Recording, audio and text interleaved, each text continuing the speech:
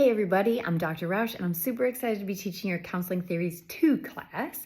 This is week 1. Every week for most weeks, except for weeks usually 7 and 8 when everybody's just kind of tanking, I will give you like a 6-minute or under video just kind of helping you conceptualize the week's work. As always, you can text me, you can call me or email, texting being the fastest way to get to me with any questions you have. I'm here to support you and answer your questions. Online classes are tough, so I'm here to be the sort of face-to-face piece that you are missing out on.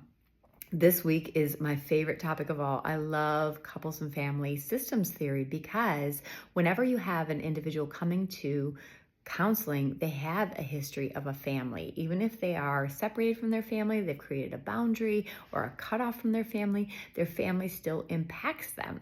A system means that every piece interacts with every other one. So if you have a family member who makes you feel like you have to walk on eggshells, that impacts you. If you have a family member who's abusive, that impacts you. If you have a family member who uses substances or alcohol, that impacts you. If you have a family member who's healthy and uses I feel statements and gives you lots of affection and warmth, that impacts you.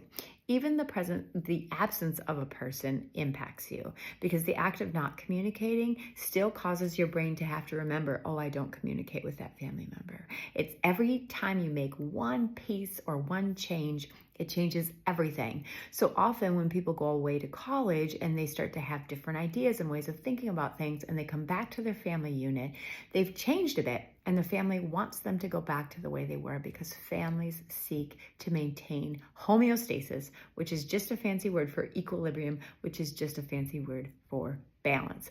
Families like to keep their equilibrium, even if that means that one family's equilibrium is completely different than another family's equilibrium, right? So you have one family who enjoys kind of loud, boisterous play, and they don't care if their house is dirty or messy, and if you have crackers for dinner, that's totally fine, and that is their norm. And then you have another family who thinks, oh no, we have to have each of the 5 food groups, and our house is always, we put a toy away as soon as we finish playing with it, and everything is always clean and washed, and that's how we do things. We love organization. That's their balance. Families wish to maintain that, right?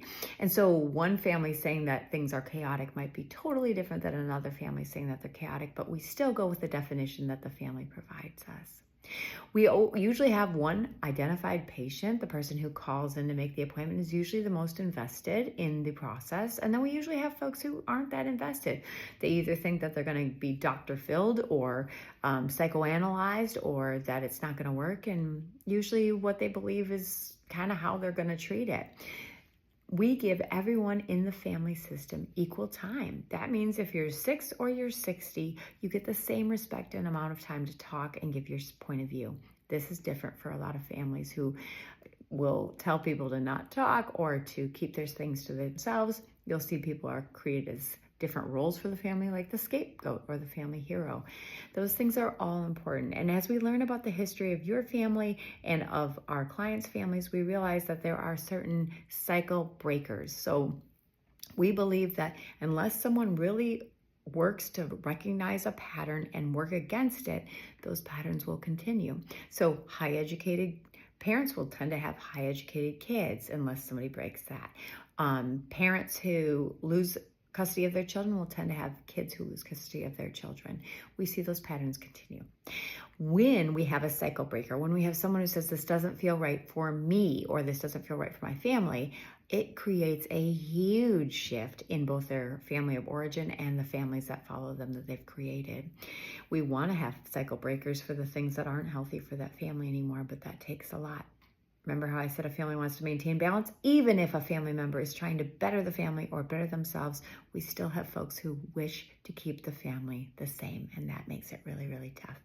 We're there to support the entire family, to help them understand what they value as a family, what rules, spoken and unspoken, that they have, what roles they play, and which ones they like to keep and which they'd like to change, and how they might like their family to look for the future. That's a big, important job, but I've seen it work so well with families. Just like regular clients, we'll see them make progress and then retreat. Make progress and then retreat. That's all part of it. And if we explain that to our folks, if we say, hey, you can expect this to happen, it makes it easier when it does happen and gives them some support to move forward and motivation. That's it for week 1. You have a lot of reading, and of course, you have some assignments. If you have any questions at all, please reach out to me. Again, texting and calling is the fastest way to reach me, but I'm always here to help you 7 days a week. Just reach out. Take care and welcome to class.